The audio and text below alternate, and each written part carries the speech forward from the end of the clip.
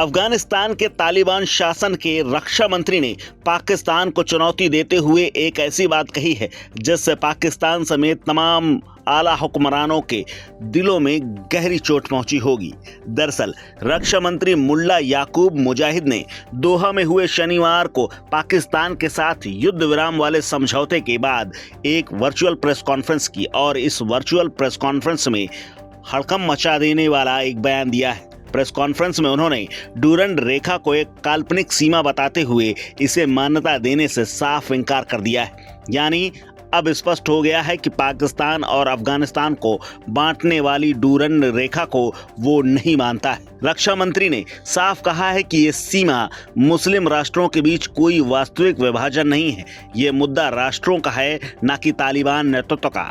ये बयान पाकिस्तान अफगान सीमा विवाद को एक नई चुनौती और ऊंचाई दे रहा है, जहां पाकिस्तान इसे अंतर्राष्ट्रीय मान्यता प्राप्त सीमा मानता है और पाकिस्तान और अफगानिस्तान की मुख्य बॉर्डर के तौर पर इसे चिन्हित करता है। लेकिन अब उसका यह दावा खंड खंड हो गया है, जबकि अफगानिस्तान के सभी शासन इसे ऐतिहासिक रूप से नकारते रहे हैं और एक बार फिर से इसे अस्वीकार कर दिया है, वो भी एक समझौते के तत्काल बाद।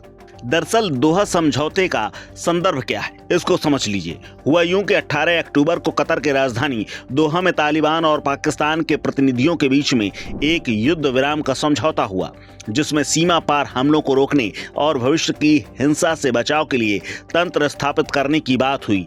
लेकिन समझौते में एक दूसरे के क्षेत्रीय अखंडता का सम्मान करने का उल्लेख तो किया गया, लेकिन उसके कुछ देर बाद ही ये उल्लेख खंड खंड हो गया, जिस पर अफगानिस्तान में अटकलें लगी कि तालिबान ने डूरंड रेखा को अप्रत्यक्ष रूप से स्वीकार कर लिया है। लेकिन कुछ देर बाद ही सब कुछ साफ हो गया। रविवार को रक्षा मंत्री मुजाहिद ने इसकी साफ मनाही करते हुए कहा कि डूरंड रेखा एक काल्पनिक सीमा है और समझौते के दस्तावेज में इसे काल्पनिक ही लिखा गया है। यह मुद्दा तालिबान नेतृत्व से अलग अफगान और पश्तून राष्ट्रों का है।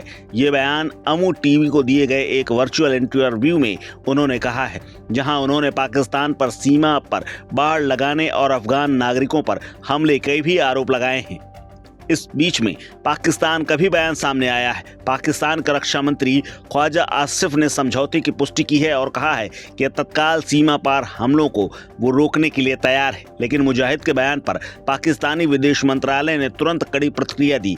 इसे काल्पनिक और आत्मसेवी बताते हुए कहा कि ऐसी बयानबाजी सुरक्षा चिंताओं से ध्यान भटकाने की कोशिश है। पाकिस्तान का रुख स्पष्ट है कि डूरंड रेखा 1893 से अंतर्राष्ट्रीय सीमा है और इसे बदलना असंभव है। अगली दौर की वार्ता इसी महीने के आखिर में इस्तांबुल में आयोजित होनी है। अब आप समझ लीजिए कि डूरंड रेखा है क्या। दरअसल डूरंड रेखा अफगानिस्तान और पाकिस्तान के बीच में करीब 2640 किलोमीटर लंबी वो विवादित सीमा है जो 1893 में ब्रिटिश भारत के विदेश सचिव सर मोर्टियम डूरंड और अफगान आमिर अब्दुल रहमान खान के बीच में समझौते के बाद खींची गई थी। ये ग्रेट गेम का हिस्सा भी है, जहां ब्रिटेन रूस के विस्तार को रोकने के लिए अफगानिस्तान को बफर जोन बनाना चाहता है। इस रेखा ने पश्तून और बलूच समुदायों को बांट दिया, जिससे अफगानिस्तान में हमेशा असंतोष और नाराजगी रही है।